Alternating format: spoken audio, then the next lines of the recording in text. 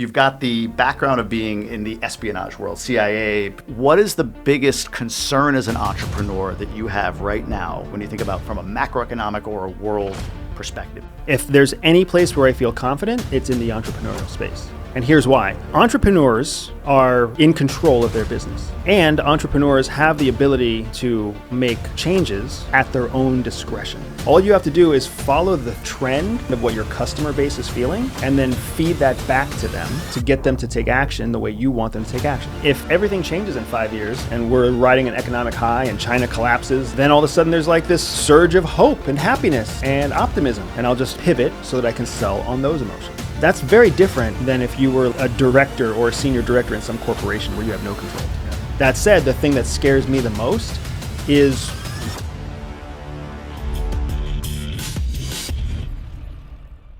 And I want to start, honestly, I was listening to, I know the exact episode, season 8, episode 1, minute 49. Anybody that wants to go listen to this on Everyday Spy. I thought it was fantastic. So you and your wife, Jihi, who do the Everyday Spy podcast, were talking about entrepreneurship from a standpoint of how each of you sort of drive or anchor the other. You were the sort of the pacer, the person she keeps up with that maybe pulls her out of her comfort zone. And she's more that, it sounded like anchor, but not in a bad way. Anchor in terms of like when things get stormy, she kind of anchors you down. Right.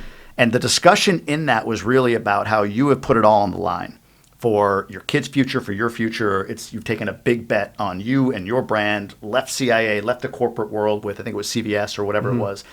And you're all in on this and how that scares you a bit. I was sharing with you how that's one of the first, as a CIA guy, and you watch your content, you're very analytical, very assessment-based. That was one of the first emotional connections I could feel with you, given my story, which I told you about, leaving a big job and, man, is it going to work or is it going to not? Right. Unpack that a little bit for you. What is the fear specifically? Well, the fears are compounding, right? There's multiple fears that every entrepreneur becomes very intimately familiar with.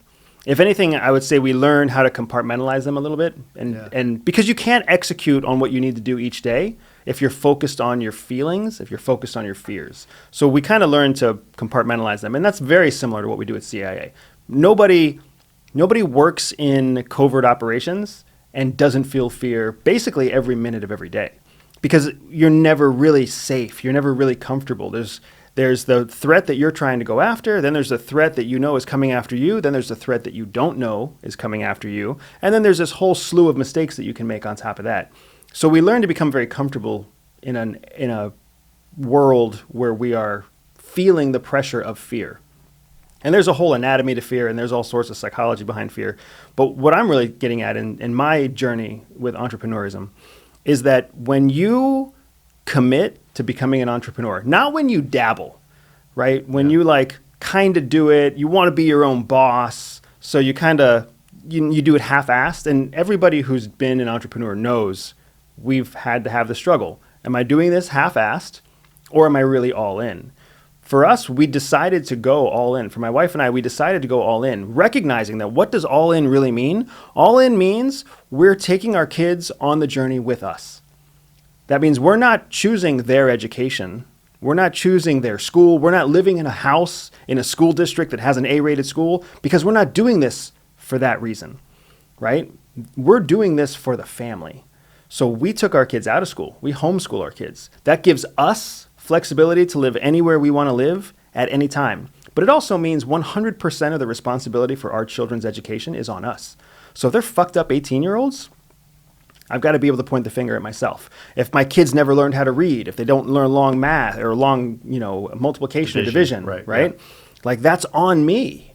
And that's terrifying, man, because you don't know what your 18-year-old child is going to think when they look at you. If anything, every 14-year-old child looks at mom and dad and accuses them of something.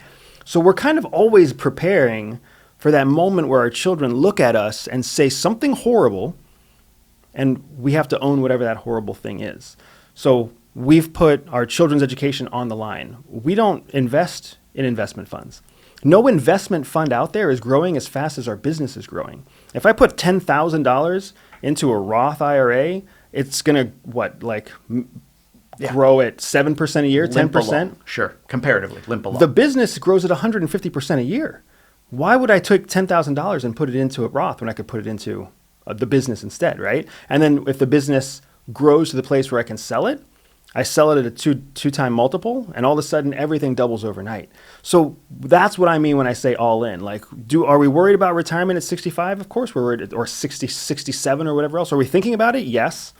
But are we playing it safe by dripping money into like a retirement fund? No. All of our money is going into assets that build the business, because those are assets we control, and nobody cares about our success as much as we do. And that is terrifying. What are some of those assets? So the business is an asset, Yeah. right, for sure. So everything from our intellectual property to our content itself to my face and just because of the business space we're in, my face, my identity, my name all have asset value to them, right? And then we have also diversified our assets into from business to consumer products and to business proprietary ideas. And then we've got physical assets. We've got the house that we live in, the houses that we buy. We're looking at getting into commercial real estate as well, because there's always value in those hard assets.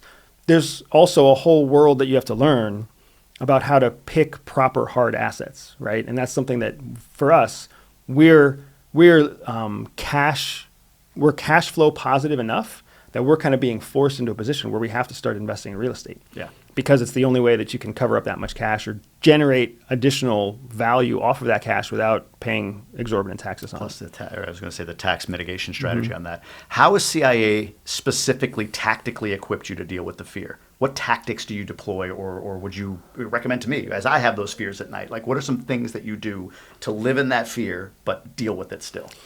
I mean, that's a big question, man. So, let me give you an example, right? So let me give you a quick walkthrough on the anatomy of fear, what fear actually is, right? So fear is all a cognitive response that's based in your right brain, right? The right hemisphere of your brain.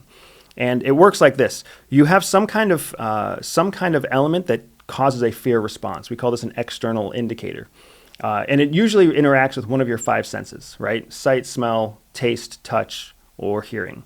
Something makes you feel threatened by an external factor. That piece of information that causes the fear is processed by a part of your brain that sends the raw message of potential threat into both your left and right hemisphere of your brain at the same time. So your left logical brain and your right emotional brain. It doesn't filter, categorize, index, or give any context to the data. It just takes the fear, it takes the potential threat, and it immediately processes that data into both sides of your brain. Now, once the data hits the right hemisphere of your brain, this is where problems start. Because the right side of your brain is your creative side of your brain. It's your emotional center. It does not have a logic or rational process to it. So once it hits the creative side of your brain, what it's hitting is all the elements of your cognitive capabilities that are creative and emotional. So it magnifies the data to turn it into what some people call worst case scenario. Sure. So it magnifies the data into something worse, and then it sends it directly to the physiological center of your brain, which is what makes you then feel physiologically the effects of fear. Wow. Two-step process, right? Data is interpreted by your five senses, sent to your right brain magnifies it, sends it to your physiological center then tells the body how to feel. Cold sweats, butterflies, stomach acid buildup, shaking in your knees, whatever it might be. Yep.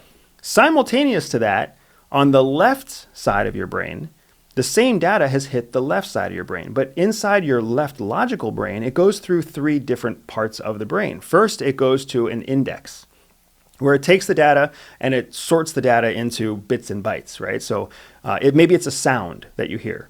When that sound goes into the left logical brain, the first thing that the brain does is it takes that sound and it gives it context. Well, I heard this crazy sound at night, outside. Or I heard this crazy sound indoors, in bright light. By breaking up the actual factors of what it just encountered, it starts to give you context to what the sound might actually be. And then it runs that through a second part of your brain called your sensory codex. Your sensory codex starts to reference your whole life experience. Where have I heard this kind of sound before? What other things have I seen at night outside? Or what other things have I seen in the daytime, in the middle of the afternoon? So it gives it additional context that starts to rationalize what that sound could be and whether or not that sound is actually a threat. Because if you recall, this all started from a piece of data that was labeled potential threat. Once it goes through your sensory cortex, it goes to a final part of your brain that actually determines whether or not this is a threat or not. Once it hits that part of the brain says, this is not a threat, this is indeed a threat. It's kind of like a binary switch. And then that same part of your brain sends the response or sends data, an electrical impulse to the physiological center of your body, and then corrects whatever the right side of your brain did wrong. So you can see that there's multiple processes here. So the right side of your brain works in 2 steps. The left side of your brain works in essentially 4 steps. And this is exactly why if you've ever had that moment where you've been startled by you walk into a dark room and there's a dark something in the corner and you jump, you startle. Sure. You think it might be a rat. That's what you're feeling. All at the same time. Is all of that happening at the same time. Wow. You walk in, you see it. Right brain says, that might be a threat. That might be a rat. Oh my gosh, I startle. Left brain catches up and says, wait, that's not a rat. It's not moving. There's no tail. I've seen a rat before. Actually, that's just a sock in the corner. And then, boom, within 2.5 seconds, you've gone through the whole slew of both left and right brain processing.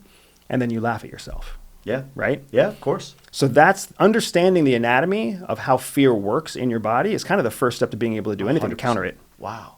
So then what do you do to counter it? How do you've broken that down. I've never heard any of that before. So you've broken that down and I was starting to laugh inside. It's like all this shit's happening at the same time. In nanoseconds. You just spent 3 minutes explaining all these processes that happen like that. Yeah.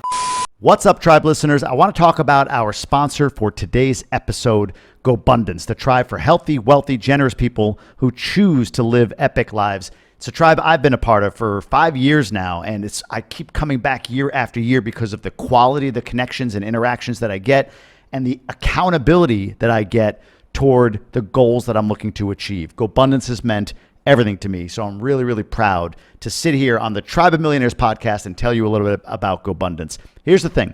Why do you live where you live? Think about it. Why do you live in the neighborhood you live in or the apartment building you live in or wherever it might be? Usually, people move into a community because of the quality of the neighbors and all of the amenities that are available to them. And then they go about using those amenities and leveraging that community to the best of their ability for growth. They make connections with neighbors, lifelong friendships, things that serve them. We want that for ourselves, for our wives or husbands, and our children. That's what Gobundance is at the next level. Imagine if you're a man moving into a community of other millionaire men that are driven toward being the best versions of themselves as fathers, as husbands, in their health, in their relationships, in their contribution, you name it. That's what Gobundance provides. For me, it's been everything. I get with my Gobundance brothers on a weekly basis and I tell them, this is where I'm trying to go. Things I can't share with the regular folks in my life, my friends, my family that I've known forever. They only know me for who I've been. Gobundance guys, they know me only for who I'm becoming. And when I deviate, when I go off course from being that guy, from taking action toward being that guy, that's when they step in, that's when they hold me accountable, and that's what accelerates my growth. Go to Gobundance.com right now and apply. If you're a millionaire and a man, Gobundance.com. If you're a woman and a millionaire, GobundanceWomen.com. And if you're not quite a millionaire, go to GobundanceEmerge.com and you join me in the community that I've created in partnership with Gobundance to get yourself to that place of being what we call a whole life millionaire. Gobundance.com. You can start there, see everything that we have to offer. It's an incredible community. I can't wait for you to be a part of it. Now, back to the show.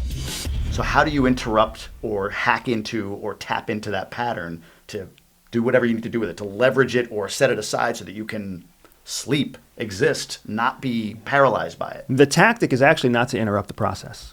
Oh, interesting. And that's one of the things that a lot of influencers get wrong. Psychotherapists and behavioral therapists, they get it right. You don't interrupt a process, you redirect a process. So the fear process is the same way. We don't want to interrupt our fear process, man, because that's what keeps us alive. Is it ridiculous to laugh at a fucking sock in the corner? Yes. But sometimes you actually need fear response when some asshole pulls into your lane on the road. Like, you need that fear response to keep you and the kids in the back seat alive. So you don't want to interrupt that process. What you want to do is be able to redirect it, optimize it, make it work for you instead of working against you. And the 3 steps that we apply in CIA to being able to do that, we call it training, or we call it education, training, and experience, right? So educate is the first step. That's what we basically just did. Just breaking down the process of fear, giving people that awareness of how fear works in the body. That's at its core. That's just education. Makes sense. Yeah, 100%. Right? As soon as you see it, right? You give it names. You name it to tame it. You give it conditions, and all of a sudden people understand it. That's the first part, is education. The second part is training. Training is what CIA does very well. And training can look 1,000 different ways. Some people train a little bit every day. Some people train deeply for 2 days, right? Some people train, half-assed. And they read a bunch online. They think they're training because they read a bunch online. They watch a bunch of YouTube videos. All that really is education. Education, right. You see the difference, right? I do, yeah. What training does is training starts to actually speed up your left side logical brain to responding and indexing and codifying what the fear really is. And it slows down the right side of your brain, which is a side of your brain that's used to being what we call emotionally hijacked by new data. So education doesn't really do much to change anything. It just gives it context. It gives it left and right boundaries. It's like now that I know what this is, I can take the next step. Correct. Yeah. What training does is it actually starts to define and give you control over your own responses. But the real value comes in experience. And I don't mean experience like life experience. I mean putting yourself through simulated, controlled experiences, intentionally terrifying yourself, for lack of a better word. Yeah. Right? So if you've ever heard of like adrenaline junkies. Sure. Adrenaline junkies, that's a colloquial way of saying people who get satisfaction from pushing their fear response. They put themselves into intentionally fearful positions. They're not comfortable. They're not feeling like excited to jump out of a plane with the smallest parachute ever. That's not what they're actually feeling. They're feeling terrified, and their body is interpreting that terror as a thrill, and then they're pushing themselves to the next level. I'm not saying they're mentally healthy, but I am saying like all they're doing is pushing that fear response. Okay. So, I mean, a big part of what my company has been born to do, a big part of what we serve with our client base, our senior executive base, our executive panel, our boards of directors, our ultra high net worth individuals. What we do is we put them through this process of education, training, and experience through simulation so that they can learn to master everything from fear response to anxiety to self-doubt, et cetera, et cetera. Interesting. You mentioned about, maybe that some people do it a little bit every day. In my mind, I'm going to, is this the emergence of cold plunges, cold showers, that sort of thing? Or is that not quite? So I guess the core of the question is, if you were talking to an entrepreneur and said, hey, look, you have awareness. I just gave you a 3-minute overview of right brain, left brain, all these processes that you go through. If you want to train on something, do this. Do this one thing every day, and that will start you down the process. Then you got to continue to educate yourself. I can't give you all the answers, but if you want to at least go from brief education, which you just provided, right, to something that you could do daily to train yourself, is there a core tactic or a couple of things that you could share? Yeah, absolutely. Because I like this. This is you're turning the dial 1 degree, right? Correct. And that's what we call it too, right? What can I do to turn the dial 1 degree every day? Because then after 100 days, you've turned the dial 100 degrees, right? Yeah. So there's a number of things. First, you have to understand what scares you.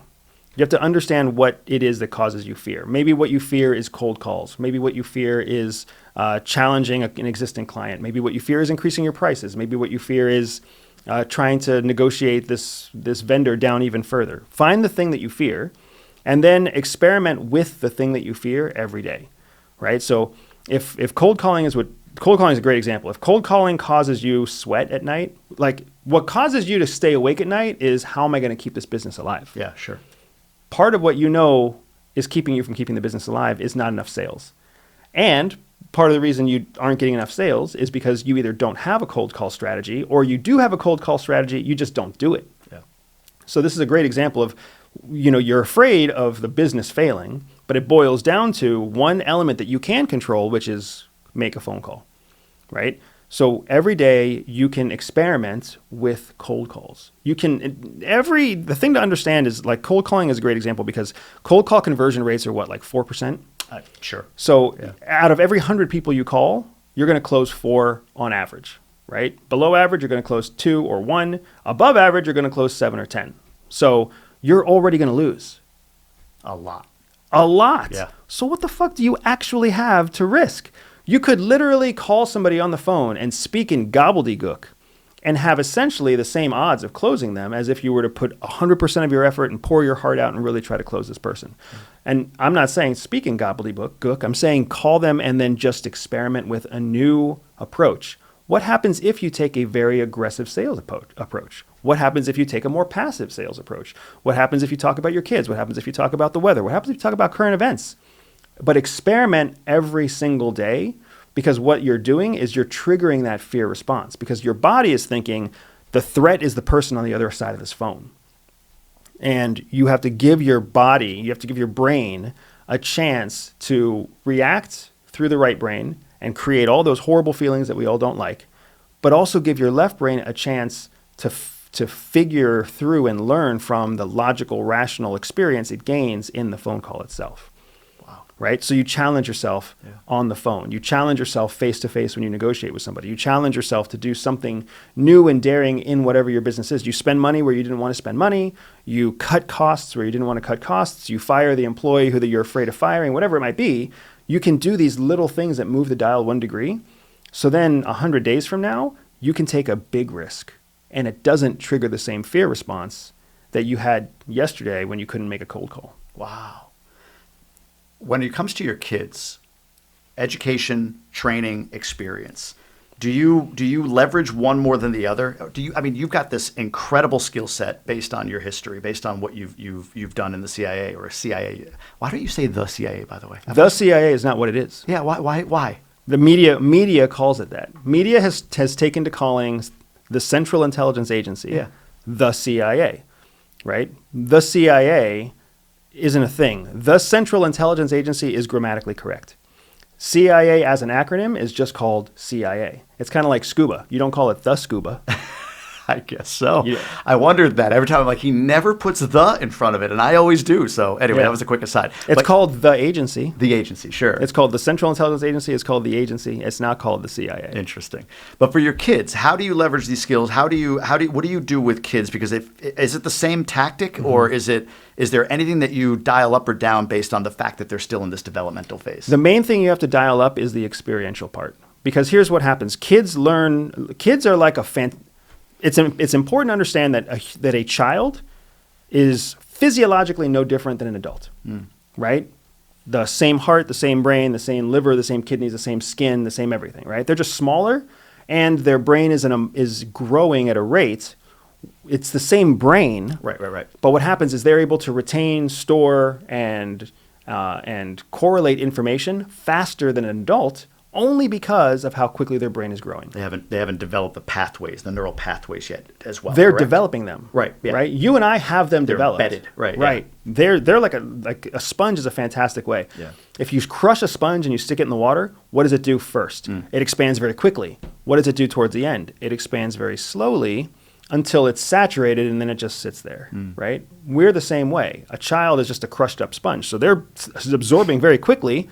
As they get older, it moves a little slower, and then when it's saturated, it just holds still. Yeah. Adults are saturated fucking sponges. Yeah. We don't have to be, because guess what you can do to empty a sponge? Just squeeze it again. Yeah. Right? So that's the whole concept of neuroplasticity, is you can purge what you believe in, purge what you think you know, and learn all over again, even as an adult. That's what's magical about the brain. But children don't have a choice. Children are starting from that small, crushed sponge phase. So the thing to understand is that they're constantly learning. And what they learn from experience that's where the majority of data comes from, right? So if I'm having a conversation with you, the only data you're learning is what I'm telling you. If we then go and do something together, you're learning from what I'm showing you, and you're learning from what you're doing. But you're still not making independent decisions because you're doing something with me. Like if we went for a hike together, I'd be like, "Oh, come, Jamie, jump in my car. We're going to go for a drive. I'm taking you to the mountains. I'm driving the directions. You don't know the roads. You don't know the road names. You don't know where we're going. We're talking about fucking coffee, and I'm in control of the car." Compare that to if I gave you a pinpoint on a map and you had to drive there yourself. Now you're learning so much more. You're learning how the car feels, how the roads handle, what the traffic directions are. You're learning what the road names are. You're learning where the stoplights are, right? Where the cops are parked. You're gaining so much more data on your way to go do the exact same thing because you're experiencing it yourself. Children learn the majority of what they learn through experience, which is why so many of us are actually dissatisfied with our children. Because what are they actually learning at school? Not the content of school. They're learning about standing in line, waiting their turn. Everybody has an equal opportunity. I'm not the most important person. That's exactly the opposite of what we want our kids to learn, right? We want our kids to become adults who don't take shit from other people. That's a great point. But we put them into a school Yeah. where their job is to take shit from everybody and keep their mouth shut, right? Unless it fits the rules that were dictated by somebody else. Yeah. You see what I'm saying? Oh, gotcha. Yes. So all that, my heart's beating. but all that experience is what they're actually learning. Yeah. That's why they don't come home and talk about ancient Egypt. Because what they really learned was all the contextual data that came from their life experience. So the same thing happens when kids are at home. When my wife and I, just like any other married couple, we don't always agree. We try really hard not to have knockdown, bang out argument fights because they're not contextually helpful to anybody, right? When I'm so emotional, I'm yelling at my wife. I'm not learning at all. I'm just reacting emotionally. Right. She's not learning anything good because she's just seeing me react. And of course, the audience, the children, no matter where they are, behind closed doors or somewhere else, they're not stupid. They hear the yelling from somewhere else, or they're witnessing the yelling, and they're not learning anything good either. So what we try to do is we try to practice this habit of what we call hard conversations, where we have hard conversations that are rational and logical and also emotional, but we have them in front of the kids. We don't try to hide it from the kids. It'll be in the car, watching a movie, over dinner, whatever else, like, hey, you said this to me the other day, it really kind of hurt my feelings, and let me tell you why. Or I'm really nervous about this thing, and I know that you're really focused on a vacation, whatever it might be. I'm really nervous about us taking this vacation to Mexico, because what if everybody gets food poisoning, and we're doing it just because we want to make your parents happy? It's a hard conversation. We try to have those in front of the kids because that is contextually teaching them how adults converse, right? And then they weigh in on the conversation too. And sometimes our son is like, yeah, I don't really want to go to Mexico, Mom, because the last time I was there, I did spend 3 days throwing up and I didn't like it. And then my daughter is like, oh, it's okay. I actually learned that barfing isn't as scary as I thought it was. But the thing is that the context is where they get all of their education. So to your point, yes, we teach them through the same process, education, training, and experience. But we really lean hard into the experience. So we don't over-educate. Most adults over-educate. Let me teach you this. Let me teach you this again. Let me teach you this a third time. Tell me what you learned. Let's do a quiz. Too much education, right? Give them the awareness and then do it with them. Hey, if you're going to walk down the street to your friend's house, I want you to be careful because this road is dangerous, that road is dangerous, and you got to cross the street to get to your friend's house. And the next time you're like, why don't you show me how you walk to your friend's house? And then we're going to walk that route together. And on the way, I'm going to say, look left, look right, look left, look right. These are the most important streets. There's your friend's house across the street. After 1 or 2 training sessions, boom, let them go, right? Watch them from your window, piss your pants in your own car, but don't interrupt their experiential learning process because that is where they're getting the most enrichment. For some of this, I mean, your backgrounds are both really interesting to me. You and Jihi. Jihi has I think a Buddhist background, if I'm not mistaken, right? She grew up with that in that faith or in that discipline. I think you grew up in a Christian-based family, if I'm not mistaken. How much of your parenting and what you do today is influenced by that versus influenced by what you've done in CIA? It's a great question. I would say it's a little bit of a mix. For me, I actually grew up in a household that was very anti-religious. My mother came from a heavily Catholic family. Yeah. And I lost my father before I was born. So my mother raised me very much to think that religion is the opium of the masses, right? Like religion is what weak people need, structure and the church is for people who don't have vision and passion of their own, right? So it was a very, very hostile place to grow up. And then I came into Christianity on my own when I went to college. Oh, okay. Right? And it's interesting because I would say that I still grew up in a Christian household because the things that dictated my household were just contrarian to whatever was Catholic at the time because my mom just wanted to do the exact opposite. Like so many of us, we have a really good relationship and then we break up and who's the next person that we hook up with? The exact opposite of the last person. Yeah. So, but my wife grew up and had a very positive experience with her sect of Buddhism. So now that we have kids, one of the first hard conversations we had was we agreed we didn't want to raise our children religious. We wanted our children to experientially observe us exercising our own faiths and let them come to their own conclusions, their own questions, their own curiosity about both of us. instead of learning that one way is the right way, one way is the wrong way, one way requires whatever, right? Instead of creating the confines of the institution of church around them, we were going to give them the opportunity to just learn whatever they wanted to learn. So that's where we started. As we thought through the process that CIA taught us about mastering and optimizing ourselves and how to essentially control the environment around you, we really wanted our children to learn those skills as well. Those skills are very opposite of religious skills.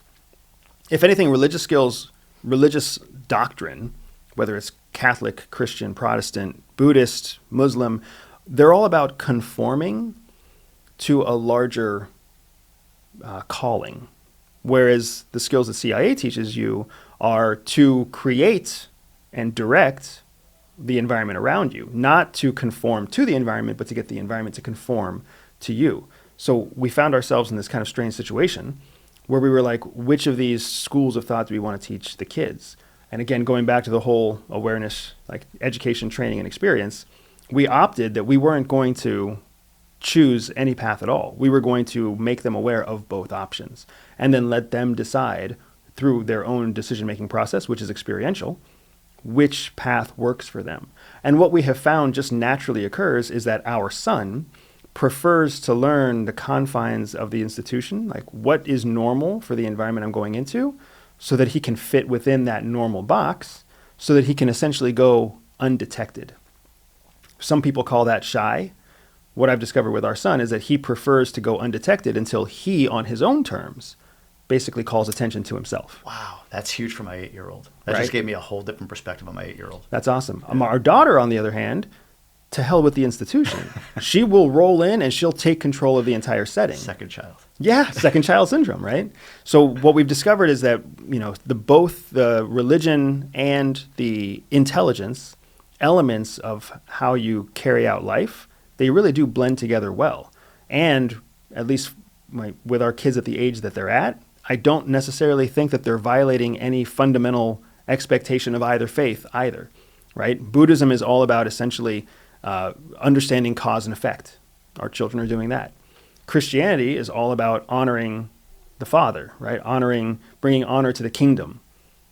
Our children are making the kinds of decisions, whether they're bullying their way into those decisions or whether they're, bypassing their way into those decisions, they're not doing anything that brings glory to themselves, right? They're bringing glory to some larger purpose. Quick question on this, because I'm thinking about this even selfishly, I guess. I'll give you my situation. We live in the DR, as you know. We did a year. And we told our kids, we're gonna do like a year. I could go back to the semantics of did we say exactly a year, did whatever, but kids hear what they hear. Our older kid at the end of the year, or as we approached the 1 year mark and we were making this decision, do we stay year 2? He got very, very resolute on the fact that it's a year. I want to go home. Yeah. And we paused on the decision for some time with the thought of, are we going to create a lack of trust if we make the decision to stay? How much do we involve him? And we deployed a lot of tactics that people who have done something similar, ask him what might be, what he might enjoy about staying another year. Is there a way that you can make it, a positive thing for him?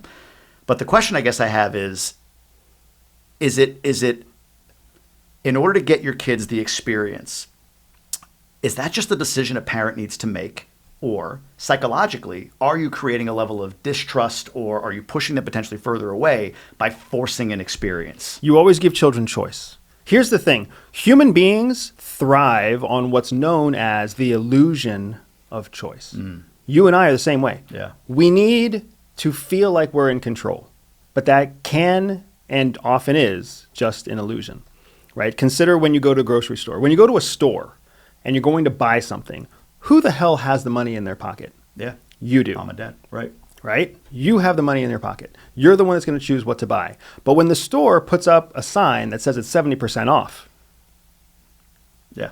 anchoring effect, the cognitive bias sets in, and you're like, oh, this isn't what I came here to buy, but I can get it for 70% It's more off. my wife, but yes, I agree. We all do it though, right? If you walked in I and like saw to blame 70% off a Lamborghini, Sure.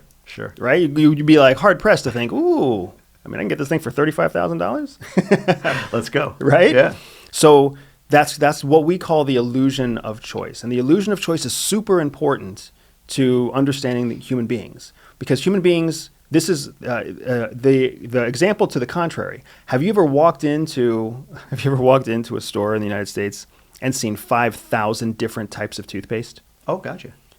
And then you're like, what's the difference? Like, what?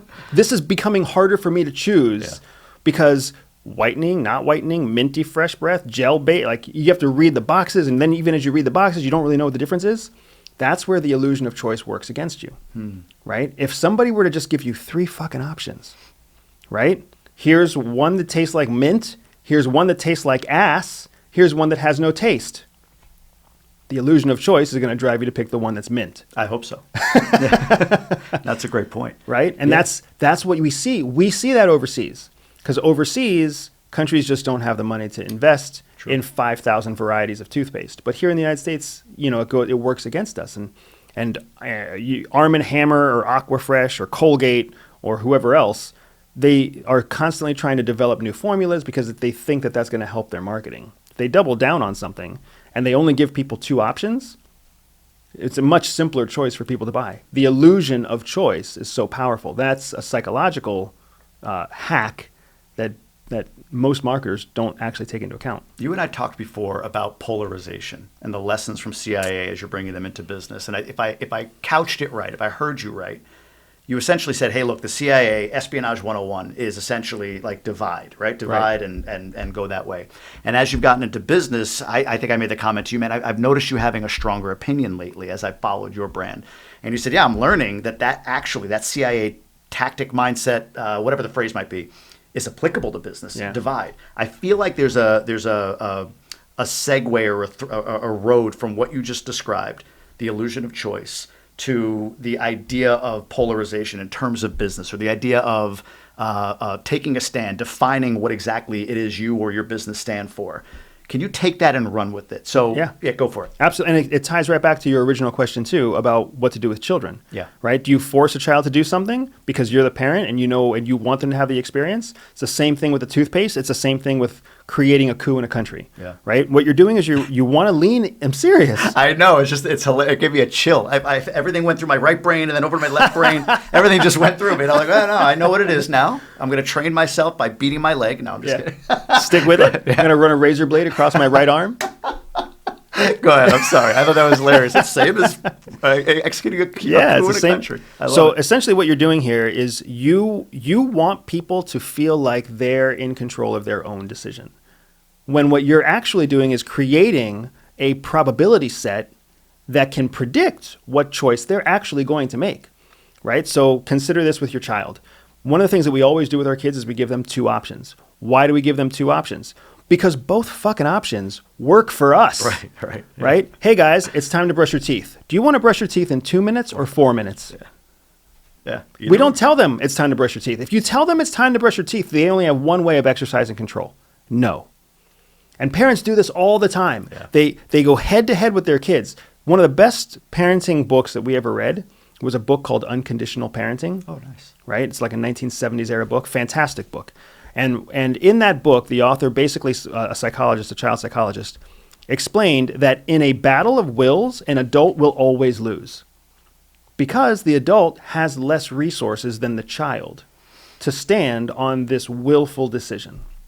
So if you're the kind of parent who has these battle of wills with your kids, and then your kids win, and then you go to bed at the end of the day feeling defeated or beaten or like manipulated or whatever else, your fucking 7-year-old is not manipulating you. How is a 7-year-old cognitively more capable than you at 35 or 25 or 45? They're not. They can't out-manipulate you, but they can, sure as hell, out-willpower you because they have nothing else draining their resources. Where you've got a job and a relationship and rent and responsibilities, all that stuff is draining your resources, plus just old as fuck like me, right? So you can't have a battle of wills against kids. So the way that you bypass the battle of wills is by giving them the illusion of choice. Brush your teeth in 2 minutes or 4 minutes. Do you want strawberries or bananas for lunch? Right? Do you want hot dogs or hamburgers for dinner? You don't give them any other choice. You don't go up to them and say, hey, we're having pizza for dinner and I need you to eat 3 pieces. Because then the only way they can exercise their choice is to say no. And then you're in a battle of wills. Right? The same thing works for adults, man. Let's go back to that toothpaste example. I'm sure there's 1,000 people hearing this conversation right now who are saying that toothpaste example is bullshit. Right? If Colgate only offered me 2 types of toothpaste, I guarantee you I would buy Crest instead. Okay, fair. Now, when Colgate takes their entire toothpaste line and they shuts it down and they shut the whole thing down, right? There's no longer 50 varieties of Colgate. They break it down to 2. Colgate Basic, Colgate Elite. Colgate Basic costs the same amount as Crest. Colgate Elite costs twice as much, right? Are you going to buy $9 toothpaste? Fuck no, I'm not going to buy $9 toothpaste. Yes, you will. I was going to say, I think I am actually. Yeah. Because they're giving you an illusion of choice, and psychologically, subconsciously, you can process that so much faster than you can process the 15 choices from Crest. So you walk into the grocery store and you see $4, $5, $4, $5, 1,000 different ways, and then you see $9. The first thing you do is you see $9. Guess what you just did? You just noticed. You just got a bookmark in your fucking brain, and you're like, oh, there's a $9 toothpaste? What's that about? And then you read it. Yeah. And then you come to a conclusion, you say, that's bullshit. And then you look at the other stuff, and then you burn out your resources, just like your kids burn out their resources. You burn out your resources on all these other choices until you're like, I just might as well get that $9 toothpaste. I mean, I might as well take it home, see if it works. Even if it doesn't work, you've bought it once, so the odds of you buying it again are now like 6 out of 10. Yeah. Right? Yeah. The illusion of choice is what we're looking for. It's the reason pricing works the way it works. And like when it comes to countries, to your point about dividing a country, every country is already divided. Our country's already divided. Our country's been divided for a long time. We are just on a spectrum of how divisive we are in that division that already exists, right? So right now we're at a place where it's at an all-time high, where if you are a left-leaning liberal or a right-leaning conservative, you feel like you have to attack the other side. There was a time when, conservatives quietly teased liberals and liberals quietly teased conservatives, and most of us were in the center. Yeah. Today, guess what? Most of us are in the center. But all of us in the center, we don't want to be teased. We don't want to be made fun of. We don't want to be attacked. So we keep our fucking mouth shut. So true.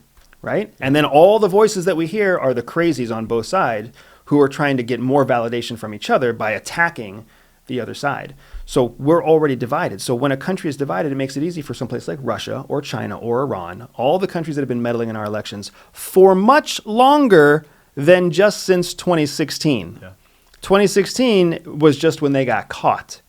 Right? I don't know why people think that Obama was elected in a pure environment while Bush was elected in a pure environment and Clinton was elected in a pure... No, fuck no.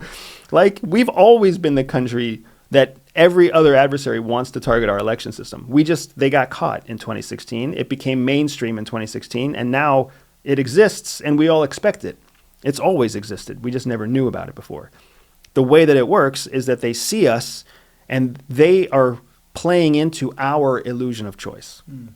Because at the end of the day, when it comes time to vote for the president, how many people do you really get to vote for? Yeah. 2.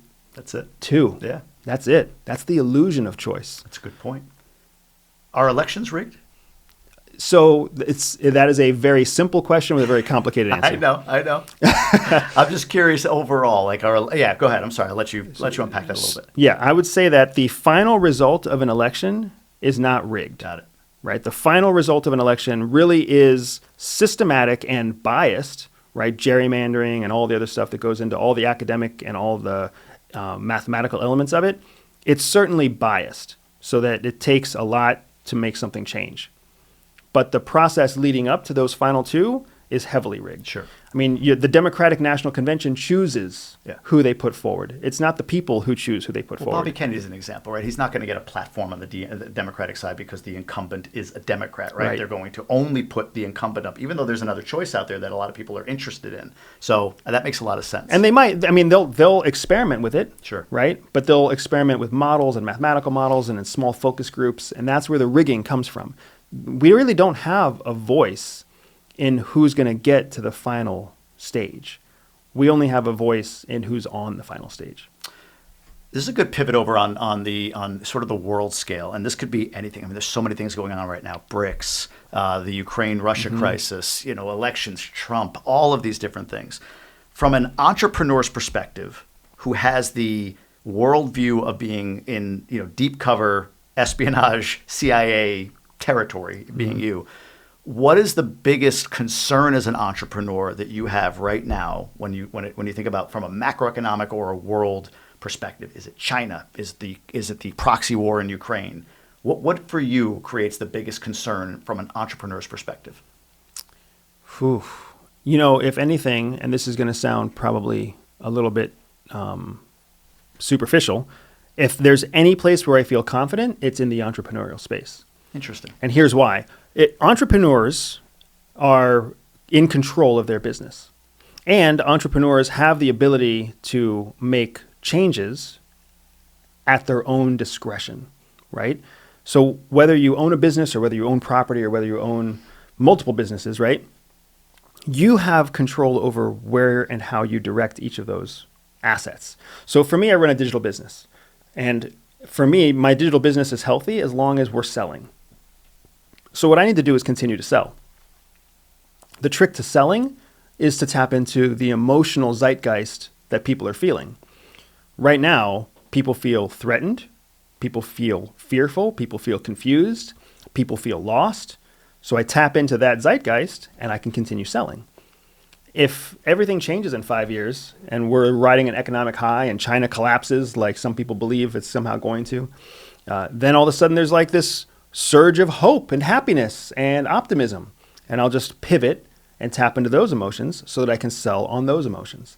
So that's very different than if you were like a director or a senior director in some corporation where you have no control. Yeah.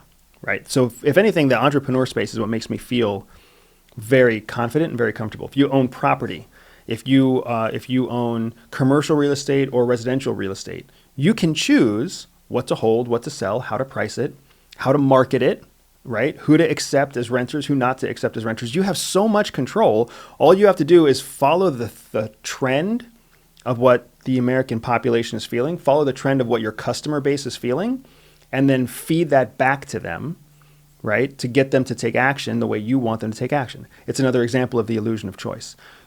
I don't necessarily like Biden's policies. But if I want to sell to somebody who is a Biden supporter, I already know what I need to say. It doesn't mean I have to believe in it in order to get them to take action on it, because I understand their values better than they understand their own values. That's crazy. And, right? And that's the world that we live in. As entrepreneurs, we have that ability. But when you're an employee, you don't have that power, right? When you're a retiree and you've got your money tied up in financial markets that somebody else is controlling, you don't have that kind of power. So if anything, it's the entrepreneur space that makes me feel the most confident. That said, the thing that scares me the most is, what is the world going to look like for my children when they become parenting age adults? That is a huge question mark for me. And I am building strategies very similar to how you went to the DR. We're building strategies for how we'll direct our family between now and then to adapt to the world that unfolds. If we go to war with Taiwan, if Russia fails, Russia meaning the country of Russia collapses, not if they fail in Ukraine, right? If the United States no longer remains the number one economic superpower in the world, if BRICS outperforms the G7, these are huge changes in our world that have real implications for Americans carrying American passports. Yeah. Yeah, I was going to ask you, my kids and wife are citizens of the Dominican Republic because my wife was born there, and they're working on getting their passports right now. My part of the year two is me getting my citizenship and therefore passport. Good calculation on my part? Absolutely. Why? Great calculation on your part. Because here's what people don't realize. The United States has let Americans believe, because that's the only narrative the United States shares, is that America's the best, right? America's the best. Democracy is the best. We have the most economic clout. We have the best military. We're the best, rah, rah, rah. The same is what's told to every child in every national state everywhere, right? German children are raised thinking Germany's the best. They don't teach them that we started 2 world wars. They don't teach them that until much later on, and then even then they're like, well, we didn't really start them. This is one guy. Yeah. Right? He was an Austrian. That's true. Yeah. So we've all been conditioned from a very young age to believe that what the United States does is the best. The truth is, there are other passports out there that actually give you more travel freedom than the American passport. True. Right? I don't know how many countries the DR will get you. Costa Rica is like 173 countries. The United States is like 125 countries. Visa-free passport travel, right? So that gives you more nimble freedom to travel when you have a passport that's accepted visa-free in more countries. And then there's also an element of, if you are an American citizen, you become a target. And not necessarily a target because people hate Americans. Yeah, stigmatized though, right? Right, there's a stigma about that. Yeah. But you become a target because you're the wealthiest country in the world. Like, people don't realize that our poverty-stricken $24,000 a year fast food worker makes 3 times. Top 1% in the world. Oh my gosh, man. Yeah. So when that person walks in with a Walmart watch and a Hello Kitty backpack and they go for a tour through like Tijuana, Mexico, they're target number 1, right? Because to a Mexican, that person is carrying $75 worth in cheap stuff that Mexican can steal and sell for $15 somewhere else. The idea that the only people who are at risk are the ultra wealthy is a outdated idea. The ultra wealthy are also a target, but there's an element that criminals consider called deterrence. When a ultra high net worth person walks down a street with 2 armed guards wearing sunglasses and they drive in an up-armored Lexus, that is a huge deterrent against trying to steal that guy's watch.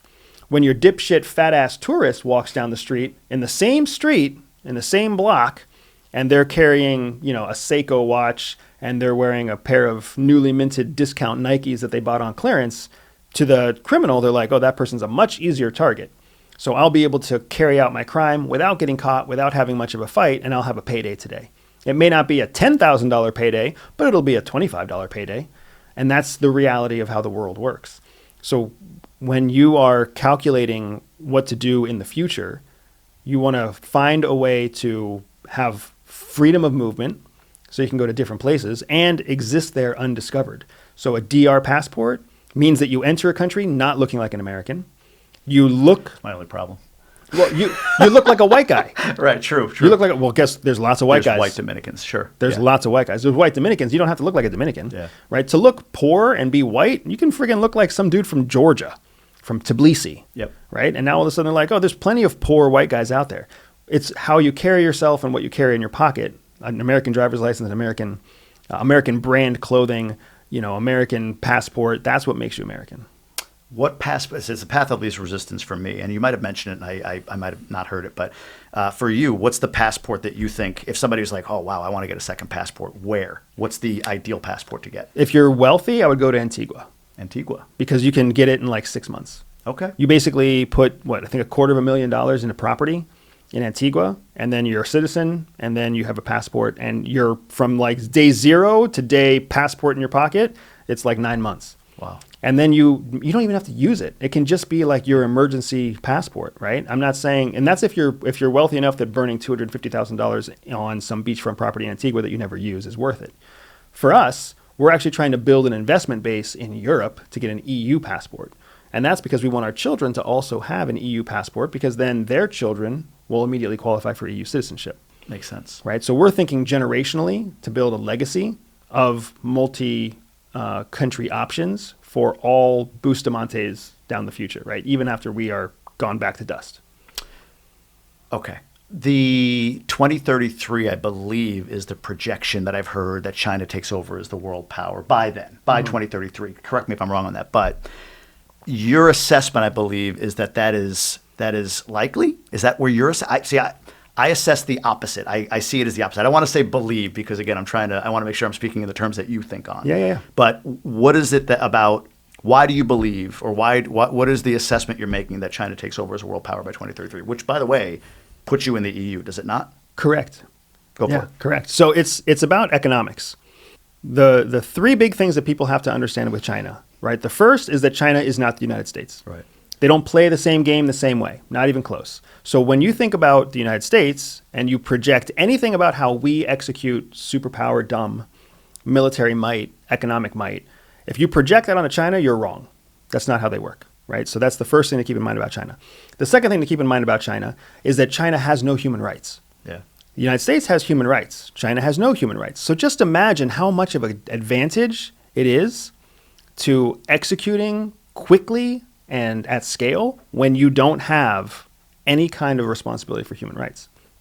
And then the third thing to keep in mind is that the whole world right now outside of the United States and China, the whole world is choosing sides. We're back to pre-World War II.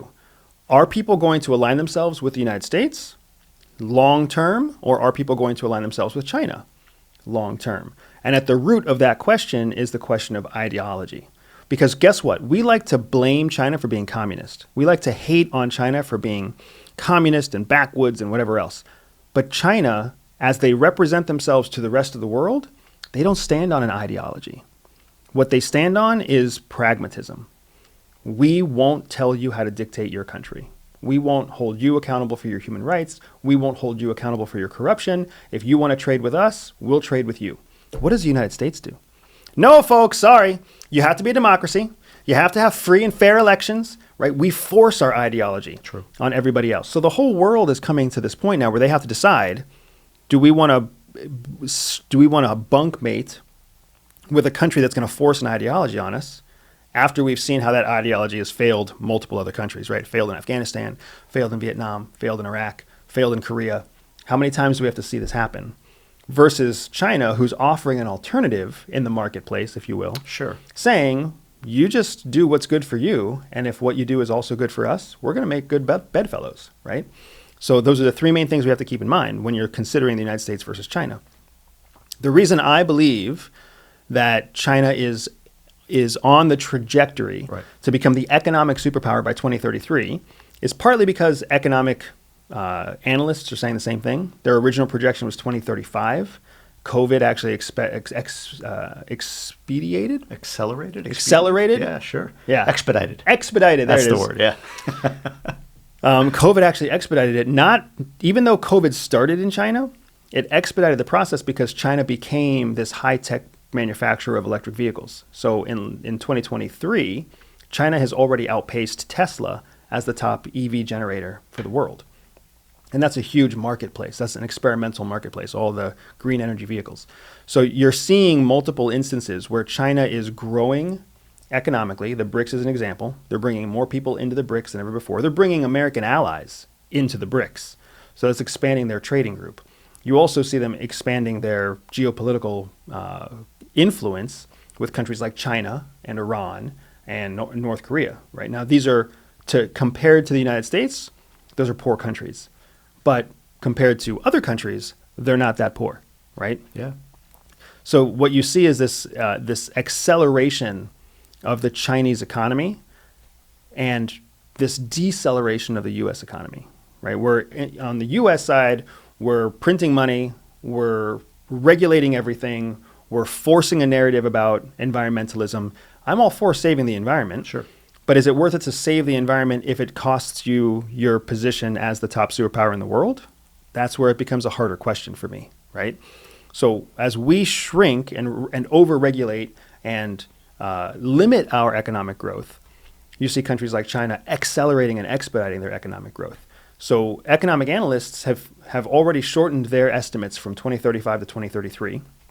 And even like the best counter argument from other economists out there is that it won't be a clear winner by 2032, 2033. It'll be near exact parity. Does that really make you feel any better? No, it doesn't. Yes, exactly. So what we're saying here is that the worst case scenario is that China outpaces us by 2033. The best fucking case scenario that economists are predicting is that we reach parity. We're equals. That is not that much better of a situation. How much does Russia-Ukraine, as a proxy war, Russia propped up by China in large part, Ukraine propped up by the U.S., how much does the outcome or because look, I think you predicted at one point in 2022 Odessa would be taken down by Russia. Right. And it hasn't been. Correct. Ukraine has been able to withstand that. So maybe it's a two-part question. What did you miscalculate on that? And how long does that protracted conflict does the duration or the longer that goes change the calculus on parity? So two good points. The first is the miscalculation. It's funny, we call it miscalculating. I know. I didn't like that phrase. That's all good. It's all good. Yeah. Well, you're not the first one to point it out either, and it's fair. I made a prediction in 2018 without anticipating the August counteroffensive. So I made a prediction in 2022. 2022, yeah. Right? In August of 2022, August 8th of 2022. And then there was a counteroffensive that was secretly launched at the end of August, the beginning of September of the same year, right? Nobody saw that coming. I didn't see that coming, and that certainly wasn't public knowledge. So with that counteroffensive that was heavily backed by NATO and everybody else, you saw the entire conflict shift from the southern part of Ukraine to the northern part of Ukraine. And then the narrative kind of predominated that, Ukraine's taking back huge swaths of territory because they were in the north, right? The argument that I had always made and that I still make is that the fight is in the south, right? Odessa is the target because Odessa creates a land bridge all the way across southern Ukraine, cuts Ukraine off from the Black Sea, and gives Russia essentially total control all the way from Moldova back to Russia. That's where the fight is. Guess where the new counteroffensive is taking place? There? In the south. Yeah. Because it's never changed, right? Strategically, the south is where all the focus is. The north was a giant distraction, which is a fantastic move by the Ukrainians, because it gave them a huge victory that got the whole world rallied up for them again, right? And now Zelensky's having the same problem again with the current counteroffensive. He's looking for a way to get the world to rally behind him again in the face of very slow progress in this new counteroffensive, which has cost all the Western powers multiple billions of dollars, right? So absolutely my assessment was incomplete, but any assessment is always going to be incomplete. It always changes with whatever's going on day to day. And that's just something we learn to accept in intelligence. Same outcome projected, just delayed execution? So I said the same thing in 2022, right? There's 3 outcomes here. There's Russia wins, Ukraine loses, flat out. There's a ceasefire that just basically takes the way things work right now and holds them in place. Or there's a negotiation.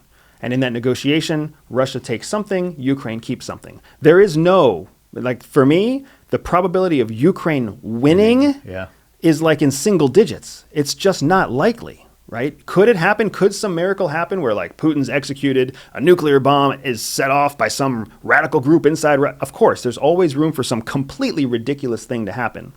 But the odds are, probability-wise, we're talking 92% probability Ukraine comes out of this a smaller Ukraine than they were when this thing started. No matter what Zelensky says, no matter what Biden says, no matter how people promise this is going to turn out, right? The trick here is understanding that Ukraine, as a proxy conflict with Russia, is only as valuable to the Western allies as they are to what they can create for us in terms of benefit. Right now, they create a ton for us in benefit because we're testing our weapons in their field of battle. We're not losing any American soldiers, but we get to test all of our experimental tech in Ukraine. And we have Ukrainians there to launch it, design it, innovate it, and then retrieve it if it breaks. One of the hardest things about testing weapons is retrieving them when they fail, because you don't want the opposite side to receive your tech.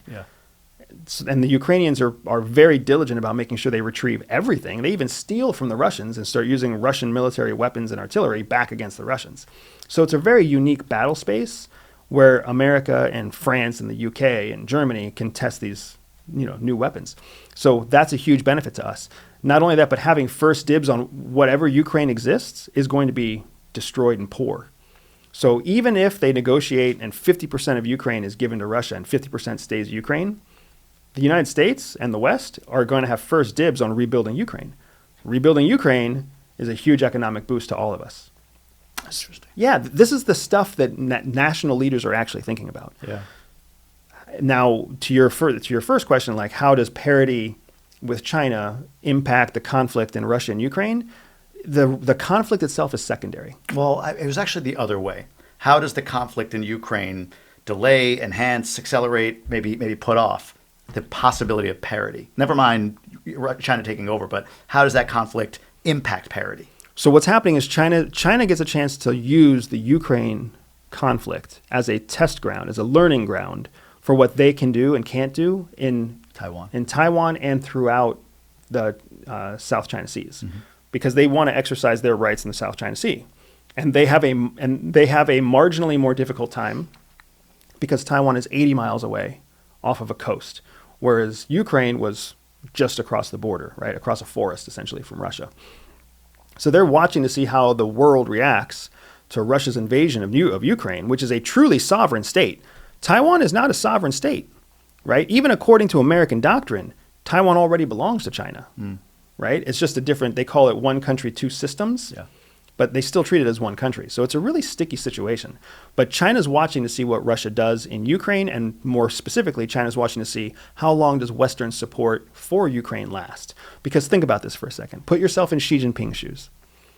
Where has Western money gone for the last 2 years? I don't know. Into NATO? Into NATO. Sure. Right? So what happens if the day after the peace is negotiated in Ukraine, China invades Taiwan? How much money even exists Good point. to fund a conflict in Taiwan? Yeah. Basically none. Like it's almost like a rope-a-dope. Right. So that's exactly, and that's what the United States is calling, that's the strategy the United States is using in Ukraine as well. As long as Ukraine is a burr in Russia's saddle, Russia's spending money, spending ammunition, spending troops, spending effort and time and focus on this conflict in Ukraine, which means America doesn't have to fight Russia for Russia to degrade in power and capability, and the United States just gets to stay equal. China's doing the same fucking thing. True. China's sitting here saying the only threat to our ability to take over Taiwan is NATO and the West. Well, NATO and the West are getting drained of resources, drained of patience, drained of everything right there in Ukraine. Public opinion right now has shifted dramatically, especially after the Maui fires, Yep. right? Like, you're only paying X to each family, and meanwhile, Yep. Ukraine is being funded with hundreds of millions. So This is the game. This Yeah. is the geopolitical game. This is the truth of the game that even when I was in that August interview that you're referencing, I was saying this is how it's going to work, right? China's going to sit there and watch. Russia's going to sit there and watch. They know that if they just park landmines and tanks, just wait until Ukraine is no longer the most interesting subject to the West. And once Ukraine's not the popular girl in school anymore, then they'll go in and steal the prom date. does all of this, China achieving parity or taking over by 2033, 2035 economically, does it not all boil down to the yuan becoming the world reserve currency? I don't think it all boils down to that. Okay. Yeah, I don't think it all boils down to that because there's lots of hurdles in having the renminbi or the yuan become the world currency. And I think one of the biggest hurdles there is that banks aren't going to want to partner with a currency that's not tied to anything and controlled by a party. Again, right? Again. Yeah. We've done that with the dollar. Correct. Hasn't really worked out for the best. Yeah. Which is why you see the BRICS trading bloc working towards creating their own currency that is pegged to gold. Yeah, but isn't that to me feels like a failed strategy? Maybe initially it works, but over time, currency is going to outpace the production of currency is going to outpace the ability to produce gold to back it, is it not? That's us going back to an American mindset. How so? Because that's what the United States does. Oh. When you unpeg something, Yeah. that gives you a chance to print more currency, right? And a part of the reason that we do that is because we're also based on a debt structure. So we actually believe that somehow, this is crazy to me, but the United States is the only economy in the world that created this concept of debt being more valuable than cash. So now we're all encouraged to have debt, right? We have a credit rating based on our ability to manage debt, whereas every place else in the world is basically like you have money or you don't have money. There's no line of credit that the average person has outside of the United States anywhere. Right. Like a credit card is a very novel idea outside of the United States. So the world writ large takes comfort in the idea of having real reserves, real value to back whatever currency you have. So instead of controlling the value of currency by printing more or by buying it back and putting it in reserves to control the value of the currency itself, you actually have currency that is tied to a specific asset or resource. Interesting.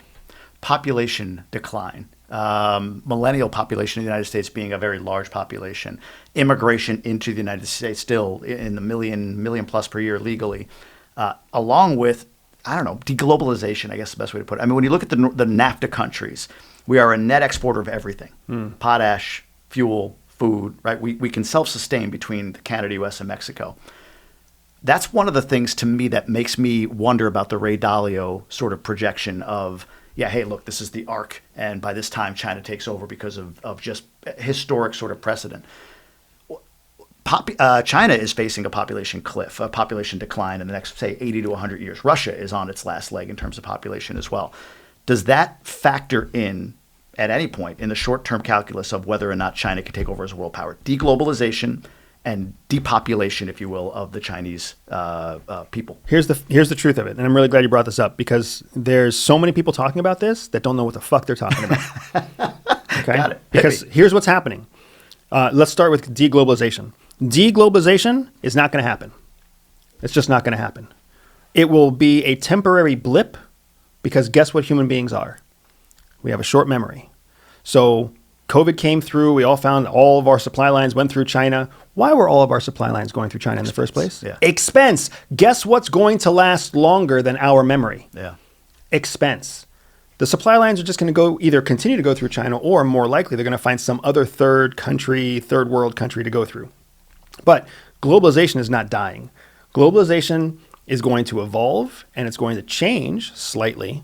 But everybody from your bakery in Wisconsin to your multi-billion-dollar firm in New York City, we're all going to recognize in 10, 12, 15 years. It just doesn't make sense to have diversified supply chains if it costs us an extra 15% on the bottom line because we have shareholders and stockbrokers that we need to keep happy, right? And the only way that that's going to happen is if we can recapture 7% of that 15% and squeeze a little bit more out of our supply line. So now instead of diversifying through 4 different channels, we're going to diversify only through 2 different channels. But we're still going to diversify because globalization is very much going to happen. So the idea of deglobalization, hard stop, never going to happen. It'll change, it'll evolve, it'll flux. The only time we ever really had the idea of an isolationist policy was going up into World War II. And how did that turn out, right? It turned out like shit. We're never going to go back to that. So, and the United States knows that if we want to have economic dominance, we need globalization because globalization is the tool that we use to leverage influence over other countries. If we can't promise them some bit of trade with the United States, they're not going to partner with us. They're going to partner with somebody else who does promise them trade.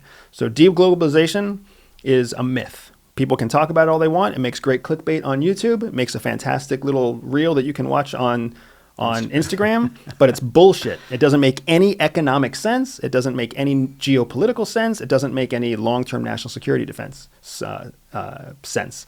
So people are out of their mind. Now let's talk about population decline. When you look at population decline in the United States, how does the average American feel about population decline here in the U.S.? I feel about it? I feel like it's an external problem, not an internal problem. That's how most feel like. So then how do you think the average Chinese person feels about it too? Fair. Fair. Now let's bump it up. Who votes in the United States? What do you mean by who votes? Who makes the majority of the voting base? White men? Old people. Yeah. People over the age of 55. Actually, people over the age of 45. True. Because we care enough to vote, because we're invested in our country. Who votes in China? Everyone. Nobody. Oh, true. That's true. Yeah. A totalitarian state. Yeah. So guess how much they care about their voting base?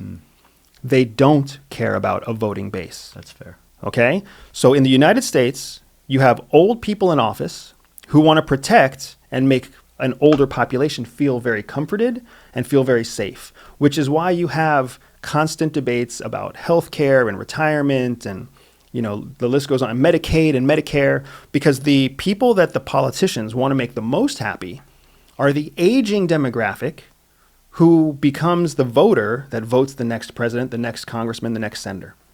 So we have a country that's very focused on an aging population to keep them happy, to keep the power base in control. That's just the way it is. We don't care about the 21-year-old because guess what the national income is of the average 21-year-old? It's like $35,000.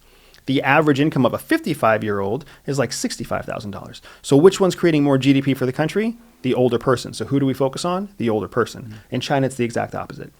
In China, the older you are, the less you contribute to the country. And remember how I said earlier on, you can't look at, if you think that China operates like the United States, that's mistake number one. Yeah. China has zero problem letting 50% of their population die. They have no problem with that because the 50% that's going to die is the least contributory to GDP. They're the least beneficial to national production. And if anything, they're the ones that are preventing the younger generation from being able to step up into higher positions. So you see China taking a very aggressive shift towards going from being a manufacturing country only to now becoming a tech manufacturing country. They still want to manufacture. They still want to pollute the environment. They still want to put people to work. They still want to run slave labor mills. They just want to do it creating their own version of high tech, semiconductors, memory chips, silicon wafers, et cetera, et cetera. They want to have control of a tech industry that they also create all the manufacturing for. Who do they need to do that? young bodies. They have all the young bodies they need. They just also have an excess of old bodies that can't do those jobs. So in the United States, in 2023, we would never imagine a president just letting conditions exist where 25% of people just die. But in communist China, that is exactly the kind of condition that Xi Jinping would allow to have happen. That is terrifying. Why? Why? What are you going to care if 250 million Chinese people died tomorrow? Yeah. Why, would that really affect us? Well, my point is, it's terrifying in as much that you said it. The American perspective is what I was actually going to ask the question, like, where is my bias here? And you've already pointed it out. The American perspective is like, they're going to lose half their population. There's no way they can become a world power. But the way you just framed it up makes a ton of sense. You're right. They don't care. It doesn't matter. So their path to dominance becomes that much easier. So that actually creates another question for me. Think about it. They know that you can't be a world power. You can't be the superpower of the world if you carry more than 1 billion people in population. Right? That's why nobody's worried about India becoming a superpower. Right? They carry 1.6 billion people. How many people are in the United States? 350. 350 million. That's a third of what they have in China. Yeah. They They have no problem losing huge population swells. Great point. They've done it before. They did it during Mao Zedong's age. There's your climate control. There's your cleaning up the climate too. Yep. So, with that in mind, then, so we talked about entrepreneurship. I love your point on that. You mentioned about investing in assets, and a lot of people listening to this show are going to be those that invest in real estate specifically, me included. I invest in a lot of stuff in Denver. So if we are to be at parity or maybe secondary in 10 years, you got a bug out bag taking you to the EU. Maybe I'm back in the DR at that point with my passport. Is it a smart play then to be investing in hard assets here in the United States? As long as you can get your capital out of those assets, yes. Because guess what? All of our adversaries, guess where they're also investing? Here. Hard assets in the United States. The Cubans are buying property in Miami. Yep. The Chinese are buying property in Chicago. The Russians are buying property in Jersey Shore. Like, they're buying money. They're putting their money into our economy because up until early 2023, the United States was a free and open market until we decided to sanction Russian money. And now people don't trust the American banking system anymore. Yep. Either way, at least as Americans, we would hope that we can trust our banking system, but we have to look past Silicon Valley Bank. But fair, yeah, great point. So we really don't know what to expect. But when it comes to, if you want to stash your money and you want to have assets and access to your money, you just always need to have an exit strategy. Like, how much cash do you want to carry? What assets do you want to tie them up in? Are those assets liquidatable in a quick fashion or not? And what's the tier level for how you will bug out? Because one thing that nobody wants to do is, bug out to Australia or New Zealand and then not have a way to collect on the income that they're generating from their commercial real estate in Kansas. That's kind of a nightmare scenario.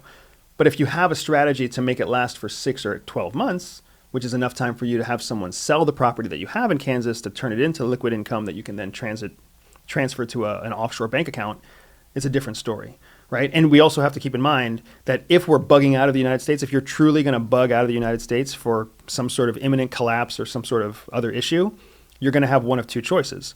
One, the taxation system in the United States will have just totally failed.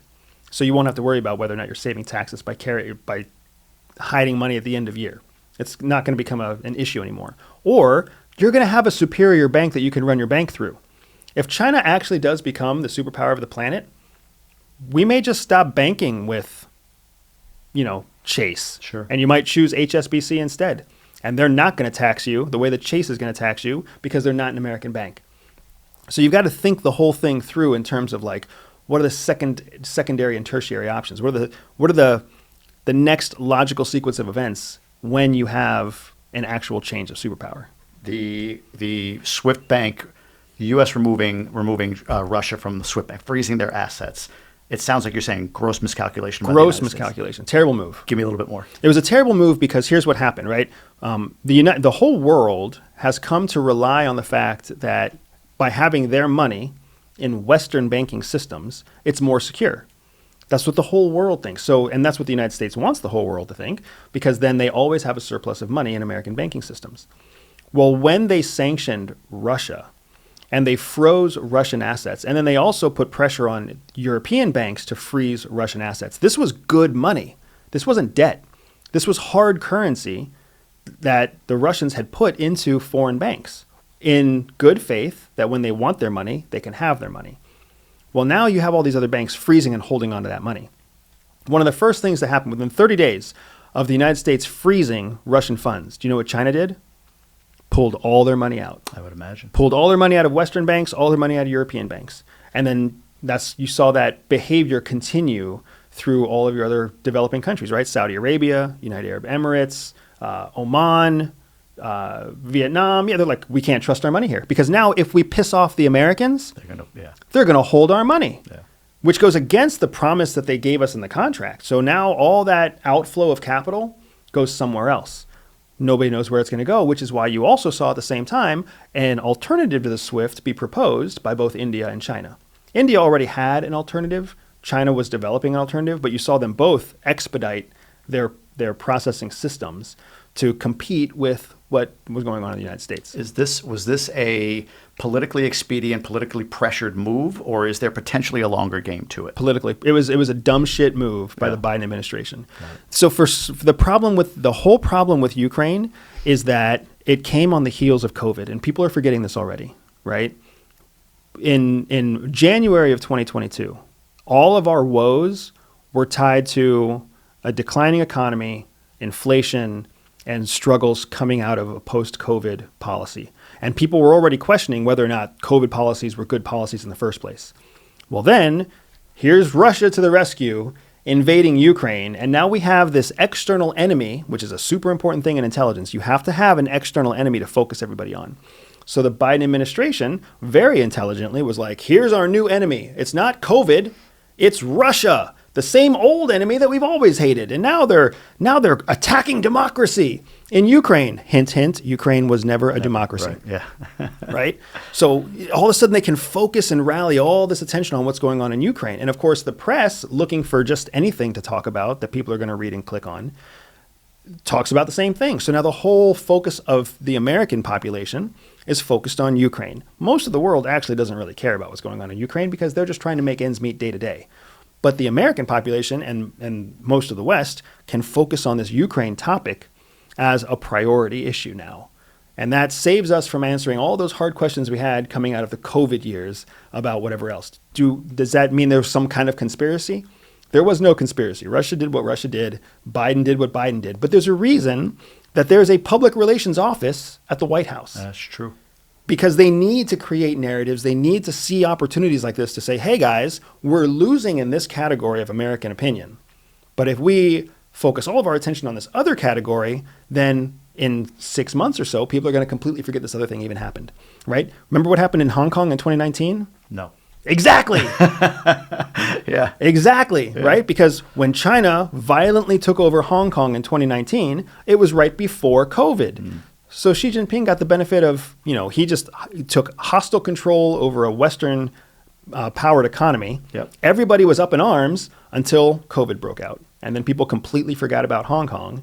And then people only cared about COVID for like a year and a half until people were upset with how we handled COVID. And then Ukraine happened. And now everybody forgot about Hong Kong and everybody forgot about COVID. Yeah. Unless they come back with mask mandates soon. Boy, they better not. They better not. I've got this thought in my mind. You mentioned tiers of bug out. I wanted to get into that. There's a lot of people that are preppers. They consider themselves preppers. So this is, dry food and water in the basement, all of that stuff. And I went through a phase of this, get your guns together, all of that stuff. I feel like what you're saying, your prepping is bug out bag and EU passport, EU, the ability to kind of integrate into the EU. One, what's in your bug out bag, if you're able to share? And two, what are the tiers of bug out that you mentioned? Yeah, so these are great points. I'm gonna answer a bonus question too. Oh, look at that. So you're right. Most people think about prepping. So they think about sheltering in place. Mistake number one that CIA teaches you is you never shelter in place. Never shelter in place, because when you shelter in place, you force yourself into a position where you're relying on diminishing resources. You never want to put yourself in a position where the food you eat, the water you drink, the shelter you live in is a diminishing resource, because then there's a timeline. It can only last for so long. And especially in like an all-out disaster, there's nobody coming to help you. So sheltering in place, the idea of prepping your underground bunker or hardening your house or filling your drawer, your closets full of guns, that is a fundamental error that marketers don't understand, but true tier one operators do. You never let yourself shelter in one place. Instead, you keep yourself mobile, because in motion, you carry the resources that you have and you can constantly collect new resources on the way, right? So consider it the difference between having a shelf full of ammunition for your 9mm handgun, and then you sit in your house with all of your ammunition, or you move, and every time you come across a dead body or a killed cop, you collect their 9mm ammunition, you move on another mile, you collect more, and you collect what you need, and you carry what you need. So mobility is huge when it comes to actual survivability. Mobility and survivability is what we're taught, not sheltering in place. So that's the bonus answer. Tiers of bug out. Generally speaking, you have to consider the fact that bug out disasters are going to come in three flavors. There's survivability, immediate survivability, then there's sustainability, and then there's escape.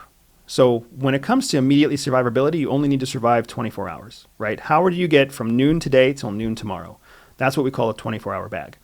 So a 24-hour bag is small, it's light, it's easy. You carry a couple of bottles of water, you carry a little bit of food, you carry a change in footwear, you carry a change in clothes just in case it's warm or cold wherever you're living. But you just need to survive 24 hours. This is hurricane, that sort of thing? Exactly. Okay. Right? Well, hurricane is more like a 3-day bag, but this is more like a tornado is impending and you have a way out. Got it. Or this is like, somebody blew up your electrical station and you just need to not be in your house. Heat wave in Texas kind of stuff. Sure. Right? You just need 24 hours to get from a safe place here to a safe place somewhere else. 24 hours is easy, right? It's a backpack. You can move a family of 4 in a single 24-hour backpack if you wanted to. You just get on a plane in Tampa and get off the plane in Harrisburg, Pennsylvania, and you stay in a hotel. Safe, bugged out. You're safe from harm. Then you have a 3-day bag. A 3-day bag is when you actually expect a disaster to occur, and it will take up to 72 hours for you to get to a safe haven, right? Because the idea with a bug out bag is always to get you from where you are to a safe haven. So if you can get to a safe haven in 24 hours, you only need a 24-hour bug out bag. If you need 72 hours or up to 72 hours to get to a safe haven, this is more like your hurricane, flood, et cetera, et cetera. Because most likely you're going to leave your home, you're going to get stuck in traffic, you're going to get moved to like a football stadium somewhere where they're going to take care of you for 24 hours while they bus you to another location. So you need 72 hours worth of gear.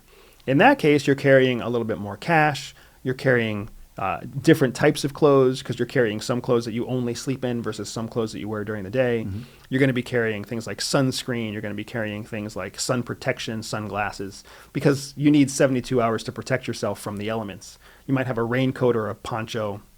So it's a little bit different than your 24-hour bag. And then you have full-on escape. Full-on escape means you're leaving you're leaving your property to relocate to another property for an undetermined period of time. Right. So like massive disaster. So like when Katrina came through, people lost everything. They had to evacuate like they were escaping. And there's kind of two methodologies there. You can escape with your 72-hour bag because you know that you have what you need to get you to where you're going. But then there's an element where if you want to do it properly, you also have to have all of your key documentation, passports, birth certificates, all of that other stuff. So we keep a fire safe.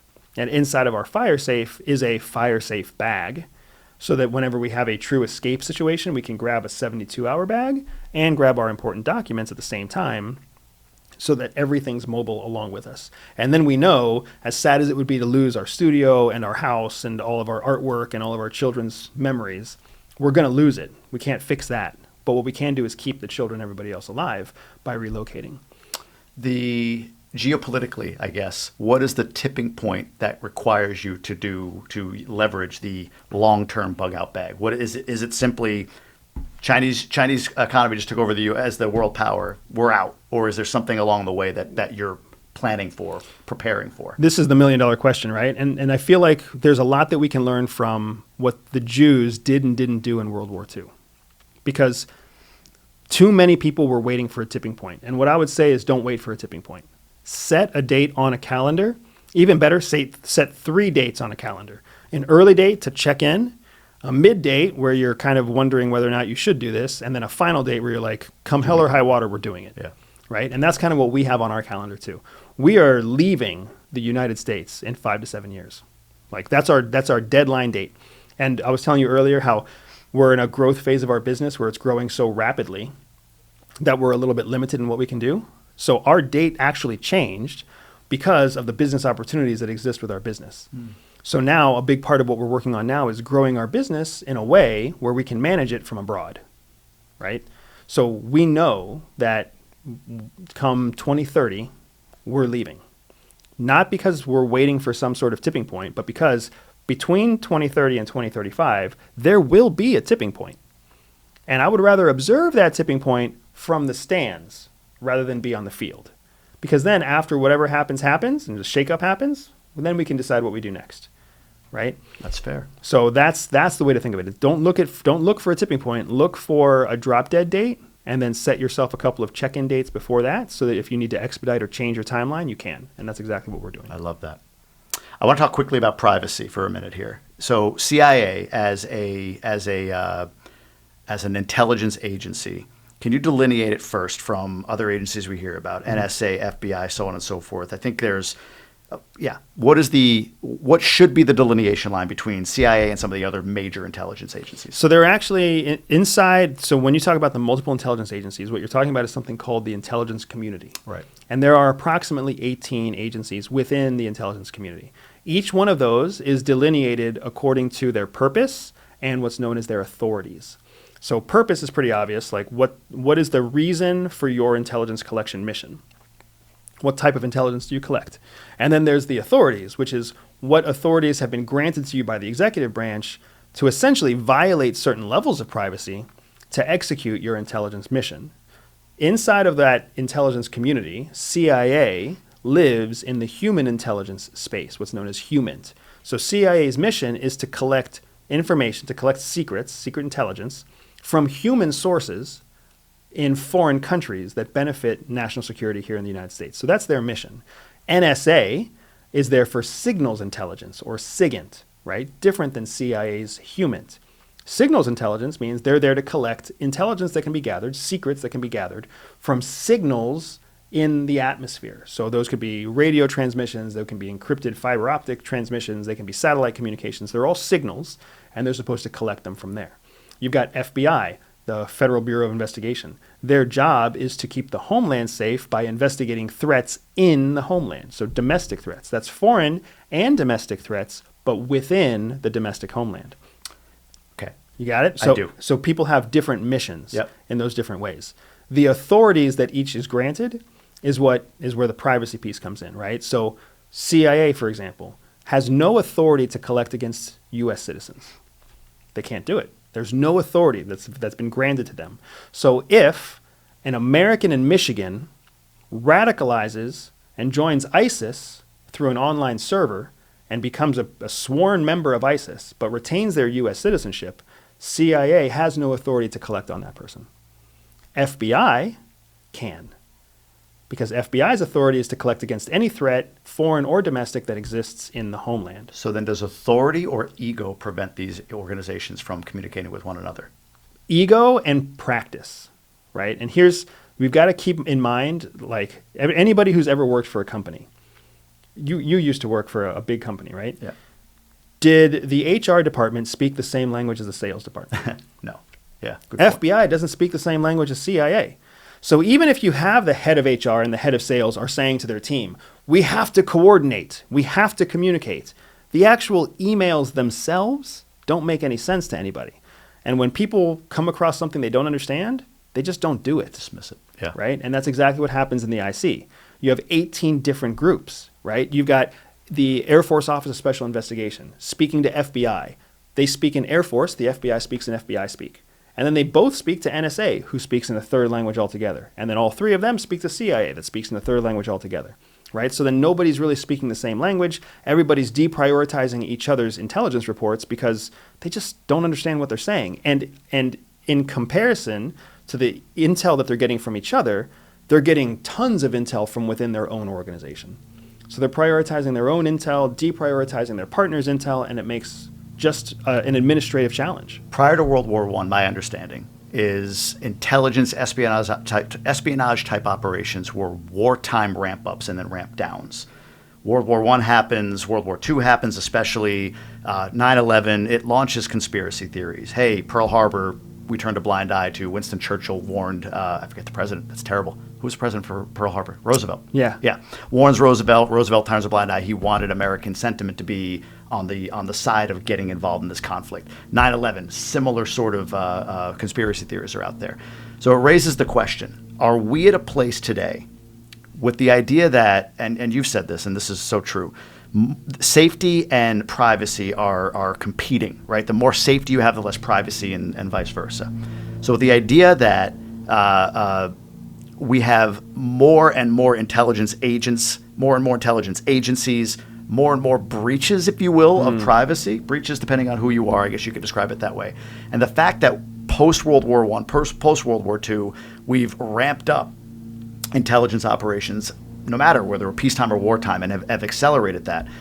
Are we in a place where there is a desire by the elite class to control the populace, and that's why we have these intelligence agencies, very conspiracy theory, or is it very necessary for a country like ours to have scaled to the point, just like a company, to, continue to trickle into the private lives of its citizens? So I think it's an interesting point that you bring up, and you're right. When it comes to chasing conspiracy theories, like there's no way that you can respond to conspiracy theories because they're theories and they're conspiracies. So you can't ever satisfy a conspiracy theorist's theory. Right. You just can't do it. So we're not even going to try. But when it comes to what is the role of intelligence now, I would very much equate it to what's the role of business intelligence now. Why do companies invest in business intelligence? Why do companies invest in metrics? And why do companies invest in market research? Why are they doing that? They're doing that so they can keep ahead of their competitors. Why are they trying to keep ahead of their competitors? Because they've learned it's actually cheaper to track what your competitor is doing and then outmaneuver them in secret so that you always protect your market share, rather than be surprised by your competitor when they bring something new to market, and then you have to invest all this money in just trying to survive by creating a competitive product. That is the same reason that you have seen, less so since World War II and more so really since the Vietnam War, why you've seen this increase in active peacetime intelligence collection. Because intelligence does the same thing. We don't have to have a hot war with China. And a hot war with China might last, 4 years? Cost hundreds of billions of dollars and millions of deaths potentially. We don't have to have a hot war if we can spread out intelligence operations over 50 years and maneuver in such a way where essentially we have deterrence that keeps both sides from starting a hot conflict. That's the value of intelligence. So it costs a fraction of the amount of money, and it costs no lives or a small amount of lives to be able to maintain this wobbly kind of peace, but it keeps both countries in check with each other. So business intelligence and covert intelligence kind of serve the same purpose. It's an investment against a future expense. Makes sense. Wrapping this up, I want to go into real quick your exit from the CIA. From what I understand, you left. I think everything about you was fabricated by the CIA intentionally, right? You were still undercover. So resume, all of that, you get jobs based on a different identity, a different resume than your actual, and then at some point your cover's lifted, and you tell your boss about it, all that good stuff, right? I've seen all these stories. Are you to this day obligated for everything that you do? I mean, you teach. I've read you teaching about why you should sit on a plane if somebody's being attacked and allow the. I didn't even understand that the plane is built in such a way so that trained entities can resolve the conflict. And if I jump up and try to help, I'm actually in the way. Right. Crazy stuff. Everyday Spy. Go check it out. But are you forever indebted or attached to the CIA for everything you do with your brand? Yes and no. We are under a lifetime secrecy agreement to always protect classified methods and sources that both my wife and I worked with at CIA. So there is no room around that. It's a lifetime secrecy agreement. We can never publish, talk, or disclose clandestine sources and methods of intelligence collection that we participated in, that might still be in use now. So to that, we are less indebted and more legally culpable too, violating that secrecy agreement. Outside of that, we have no relationship with CIA. We're just free, independent citizens. So Everyday Spy is just a company that I created based on my knowledge, my experience, what I've learned in my time at CIA, to bring CIA best practices as I understand them, as I was trained in them, to the everyday person. That's the goal of our company, right? To give people the same unfair advantage in everyday life that CIA gave us as an unfair advantage in covert life. It's a really easy pass-through for us, and it doesn't violate any of our secrecy agreement to CIA. That said, there's also an element of nationalism here where CIA has no method. It's not like being a reserve military officer where the Army can just call back their reservists. CIA doesn't work like that. They don't have a reserve cadre they can just call back to come back into service. They've never done that. They can't really do that. There's no legal method for them to do that. That said, they can always ask you to come back to service. Consult or whatever, right? So if CIA tapped on my wife or my shoulder and said, hey, we need you to come back and help us with something, would we consider that invitation? Absolutely. Because we love CIA. We've always loved CIA. We love their mission. We love their service. We love what they do to keep Americans safe. We believe in CIA, which is what makes so many people on the internet hate us, which is totally fine. But the truth is, if we were to be tapped on the shoulder, it would be a very difficult conversation, but CIA understands the power of difficult conversations. For us to say, hey, for every day we spend with you, we're losing X amount of money in business. So how do we offset that? And if we're going to do something that helps you, how are you going to help us with what we're trying to do in the future? So it becomes, a negotiation, a business negotiation. There is no piece of this where CIA controls us now. There's no piece of this where CIA has to sanction what we say right now. Like all the stuff I say about Russia and Ukraine and all the stuff I say against the Biden administration, all the stuff I say, even against the Trump administration, none of that is sanctioned by CIA. And CIA will be the first people to tell you, like, these people do not speak on our behalf. But it's all within the agreements of the lifetime secrecy agreement that we signed and our own independent rights as First Amendment citizens of the United States. Everyday Spy teaches, I don't think, I didn't realize when I started really looking into what you do, how psychology is at the center of everything. I mean, you went through that breakdown of the brain. If people don't get the hint or clue by now, that like, wow, this is way deeper than just like James Bond shit. Right. Like you get into this deep. So give an idea for anybody listening. What are some of the things that I mentioned, like airplane security, but I think there's I don't know, betting a woman. There's so many different things that your teachings can do. That sounded awful, but you know what I'm saying. Like, give me an idea of the range of what people can learn from the tactics that you learned in the CIA. If it sounds awful to have us teach people how to bet a partner, then I definitely don't want to talk about the sex. I said bed women though. The Sex and Spies book that we have out there, which is all about how to bed both the woman that you're trying to bed and sometimes recognizing that the woman you're trying to bed is already your wife. Yeah. So Sex and Spies is something that we absolutely teach. But awesome. We teach psychology as it applies to 5 different areas in your life, right? There's mindset, there's physical health, there's career and professional life, there's romance and love life, and there's personal security. So in each of those different pillars, we're teaching you the psychological tools that CIA gave us to exist in each of those 5 areas, right? So that's really the core of what makes us work. And it's all built around the same methodology that CIA trained us when they took us to what's known as the farm. The farm is CIA's training camp. It's also known as the Field Tradecraft Course, or FTC.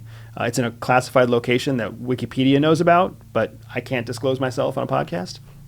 Either way, that's the kind of the magic sauce of our business, is that we're teaching psychological principles that allow you to go through the process of education, training, and experience so that you can make these psychological tools a permanent part of your tool set instead of something temporary that you forget. I mean, how many times have you read a book, 250-page book, and you made highlights and you made notes and everything else, and then you never reread the book? And you really only take like one nugget away from a 250-page book, right? 4 hours of reading and you only remember one thing. That's the exact antithesis of what CIA wants. CIA wants people to learn 250 nuggets out of 250 pages. So that's the method that we use to make that happen. Amazing. I've got at least 6 other topics. I got to get you to the DR. We'll go for a drive, do some surfing or something, and I'll pick your brain on everything. But man, I appreciate you coming on. Thanks for this. Where can people learn more? Website, social media handles? Where do you want to direct them? Absolutely. So if you can find me anytime on my homepage, everydayspy.com. You can also find us on social media on any platform. If you look up at Everyday Spy, and then just like you referenced during our conversation today, we have a very popular podcast that's on all of your favorite podcast stations and also on YouTube if you look for the Everyday Spy podcast. I love it, man. Thanks for doing this. Thank you. Yeah.